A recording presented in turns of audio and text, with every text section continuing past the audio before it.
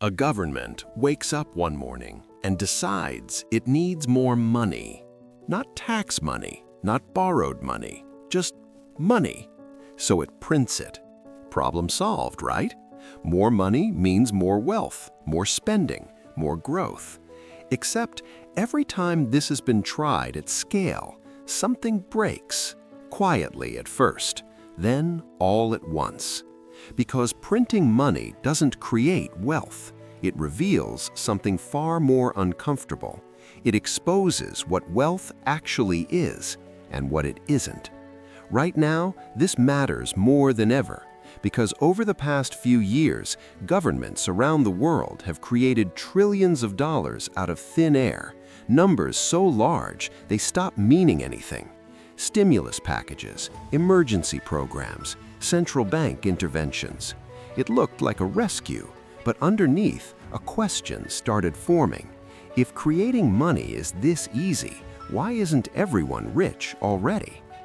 To understand that, you have to strip money down to its simplest form. Forget coins, forget paper. Money is not wealth. Money is a claim on wealth. It's a ticket. And the economy is the concert.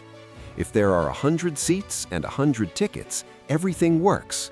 But if you suddenly print 1,000 tickets, you don't get a bigger concert, you get chaos, because the number of seats didn't change. That's the part most people miss. Printing money increases the number of claims, but it does not increase the actual things those claims are chasing. Food, energy, housing, labor, machines. Real wealth lives there, not in the numbers on a screen. So when a government prints money, what it's really doing is increasing demand without increasing supply. More people chasing the same amount of stuff. And that's where the distortion begins. At first, it feels good. There's more spending. Businesses see higher revenues. Asset prices go up. Stocks rise. Real estate climbs. It looks like growth. But it's not the kind of growth that builds anything new. It's the kind that stretches what already exists, like inflating a balloon. Eventually, the pressure shows. Prices start rising. Not dramatically at first, just enough to notice. Groceries cost a bit more, rent inches up, fuel gets expensive, and people are told it's temporary. It's always temporary, until it isn't. Because here's the hidden mechanism. When new money enters the system, it doesn't affect everyone equally. It flows in layers. The people closest to the source, governments, banks, large corporations, get access first. They spend it before prices adjust. They buy assets, invest, expand. By the time the money reaches everyone else, prices have already moved, so the same money buys less. This is where the quiet transfer happens, not through taxes, not through laws, but through timing. Early receivers gain purchasing power, late receivers lose it, and most people are always late. This is why printing money can actually make people feel poorer even as more money exists, because their share of the real economy shrinks. It's a strange paradox. More money, less value. Now zoom out. Imagine this happening across an entire country or across the world. Trillions created, injected into markets, pushing up asset prices far faster than wages.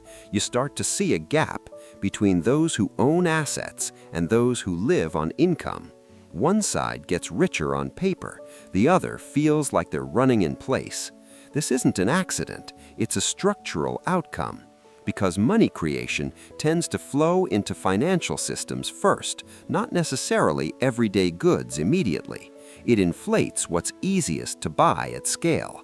Stocks, bonds, real estate, not necessarily productivity, not necessarily innovation. And that's where the illusion becomes dangerous, because rising asset prices can look like prosperity, but they don't always reflect real economic strength. Sometimes they just reflect more money chasing the same assets. It's like measuring success by how expensive things become instead of how much you can actually produce. And then comes the moment every system eventually faces, the reality check. If too much money chases too few goods for too long, prices accelerate. Confidence starts to crack. People begin to expect inflation. And once expectations change, behavior changes. Workers demand higher wages. Businesses raise prices preemptively. Savings lose meaning. Spending speeds up because holding money feels like losing. And that's when the system starts feeding on itself. At the extreme, you get hyperinflation, where money loses value so quickly that people rush to spend it the moment they get it, not because they want to, but because waiting guarantees loss. At that point, money stops functioning as money. It no longer stores value. It no longer stabilizes exchange. It becomes noise.